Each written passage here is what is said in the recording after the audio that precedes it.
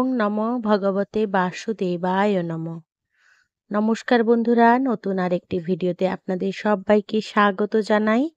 আজ আমি নিয়ে এসেছি এমন একটি প্রশ্ন যা প্রায় প্রতিটি ঘরে দেখা যায়, কিন্তু সচেতনভাবে ভাবা হয় না। বাড়িতে একাধিক মূর্তি রাখা কি উচিত? অনেকেরই বাড়িতে পুজো ঘরে শিব, দুর্গা, লক্ষ্মী, গণেশ, কালী, রাধাকৃষ্ণ সব রাখেন একসঙ্গে, কিন্তু এটি কি সঠিক? আজ আমরা জানব শাস্ত্রের ব্যাখ্যা, বাস্তুশাস্ত্র অনুযায়ী নিয়ম, বাস্তব সমস্যাগুলি এবং কিছু গোপন টিপস। প্রথমেই আমরা আলোচনা করব শাস্ত্র কি বলে। স্কন্দ পুরাণ, নারদ পুরাণ এবং ভগবদ্গীতা এই সব গ্রন্থে উল্লেখ আছে যে ব্যক্তি একনিষ্ঠভাবে এক ঈশ্বর বা দেবতাকে ভক্তি করেন, তার সঙ্গে ঈশ্বর আত্মিক সম্পর্ক স্থাপন করেন। উদাহরণস্বরূপ বলা যেতে পারে, একজন যদি শ্রীকৃষ্ণকে ইষ্টদেব মানেন আর ঘরে শিব, কালী, গণেশ সব একসাথে রাখেন এবং সবারই পূজা করেন, তবে মনে একাগ্রতা থাকে না, ফলত ভক্তি বিভক্ত হয়। তবে সমস্ত দেবদেবীর মূর্তি একসাথে রাখলে শাস্ত্র বিরুদ্ধ নয়, তবে পূজার উদ্দেশ্য ক্ষুণ্ণ হয় যদি একসঙ্গে একাধিক মূর্তিকে সঠিকভাবে সেবা না দেওয়া যায় তার জন্য। এবারে আমরা জেনে নেব বাস্তুশাস্ত্র কি বলেছে। বাস্তুশাস্ত্র অনুসারে পুজো ঘরে সবসময় পূর্ব বা উত্তর দিকে মুখ করে মূর্তি রাখতে হয়। দ্বিতীয়ত, অনেকগুলো বড় বড় মূর্তি রাখলে ঘরের মধ্যে স্পিরিচুয়াল ইমব্যালেন্স হতে পারে। তৃতীয়ত, অগ্নিকোণ সাউথ ইস্ট বা বায়ুকোণ নর্থ ওয়েস্ট যদি দখল করে রাখে মূর্তি, তাহলে সংসারের অশান্তি, অসুস্থতা বা আর্থিক সমস্যা দেখা দিতে পারে। এবারে আমরা আলোচনা করব, অনেকেই তো ঠাকুরের ছবি, মূর্তি রাখেন, সেই ভুল যা অনেকেই করেন। যেমন ভাঙা মূর্তি বা পুরনো কাপড়ে মোড়া মূর্তি রেখে দেন, যা মহাপাপের সামিল।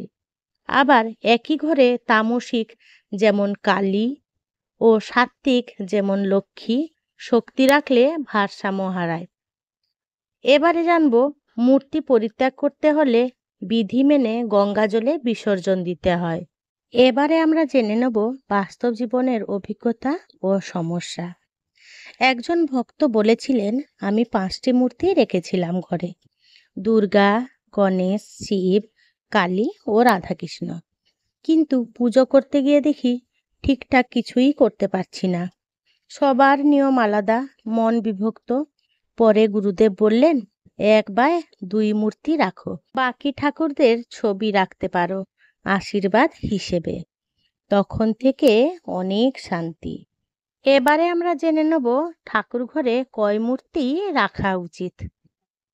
একদম আদর্শ হলো একজন মূল ইষ্টদেবের মূর্তি রাখা, বাকিদের ছোট ছোট ছবি বা পেন্টিং, যেমন 5 প্রদীপ, নবরাত্রির কালী ছবি ইত্যাদি।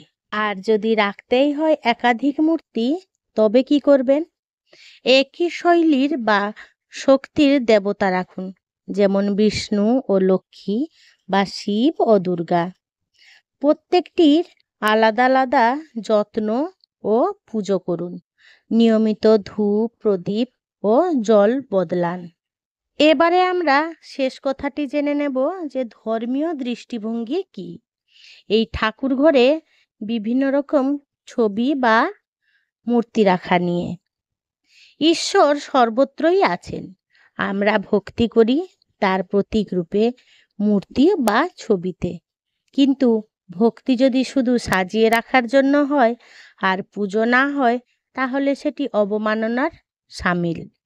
একটা মূর্তিরও যত্ন না করতে পারলে অনেক মূর্তি রাখা অর্থহীন। এবারে বাস্তব জীবনের পরামর্শ। যদি একাধিক মূর্তি থাকেই, তবে নিয়মিত পরিষ্কার করুন। প্রতিটি দেবতার সামনে আলাদা ধূপ, প্রদীপ দিন। মূর্তি ছেঁড়া, ভাঙা, ক্ষতিগ্রস্ত হলে অবিলম্বে সরিয়ে দিন। মূর্তি সংরক্ষণ করতে না পারলে ফটো রাখুন। এই কাজগুলো করবেন, আপনার সংসারে জীবনে অনেক সুখ শান্তি বিরাজ করবে। ভক্তি যদি একনিষ্ঠ হয় তাহলে ঈশ্বর যে রূপেই হন না কেন তিনি তা গ্রহণ করেন। কিন্তু গৃহস্থ জীবনে শৃঙ্খলা, একাগ্রতা ও সদিচ্ছা না থাকলে পুজো ফলপ্রসূ হয় না। তাই মূর্তি রাখার আগে ভাবুন যে আপনি কতটা আন্তরিকভাবে যত্ন নিতে পারবেন সেই মূর্তির। এবারে শেষে একটা কথাই বলি, ভক্তি জিনিসটা সংখ্যায় নয়, অনুভব আর যত্নে প্রকাশ পায়। বাড়ির মন্দিরে কতগুলো মূর্তি আছে সেটা বড় কথা নয়, আপনার মনটা কতটা নিঃস্বার্থভাবে ঈশ্বরের প্রতি নিবেদিত সেটাই আসল। একটি প্রদীপ, একটি মূর্তি, যদি তার পেছনে থাকে আপনার নির্ভেজাল ভালোবাসা, তবে সেটাই যথেষ্ট। সততা, সরলতা আর একাগ্রতা, এই তিনটি থাকলেই ঈশ্বরের আশীর্বাদ কখনো কমে না। তাই নিজের সাধ্য অনুযায়ী গড়ে তুলুন পবিত্র এক পুজো ঘর, যেখানে থাকবে শান্তি, ভক্তি আর বিশ্বাসের স্পন্দন। আমি উমা চ্যানেলের পক্ষ থেকে আপনাদের সবাইকে জানাই অনেক অনেক শুভকামনা। আমার এই ক্ষুদ্র প্রয়াস আপনাদের যদি একটুও ভালো লেগে থাকে তাহলে অবশ্যই ছোট্ট একটা লাইক করে দেবেন, আর খুব যদি বেশি ভালো লেগে থাকে তাহলে বন্ধুবান্ধব বা প্রিয়জনদের সাথে শেয়ার করে তাদেরও দেখার সুযোগ করে দেবেন। আর আমার এই ক্ষুদ্র চ্যানেলটিকে অবশ্যই সাবস্ক্রাইব করতে একেবারেই ভুলবেন না, আর পাশে থাকা বেল বাটনটিও প্রেস করে রাখবেন। যখন আমি নিত্য নতুন ভিডিও দেবো তখন আপনাদের কাছে সহজেই পৌঁছে যাবে। পুণ্য থাকুক ঘরে, শান্তি থাকুক মনে, ভালোবাসা থাকুক প্রতিটি প্রার্থনায়। জয় মা দুর্গা, জয় সনাতন ধর্মের জয়।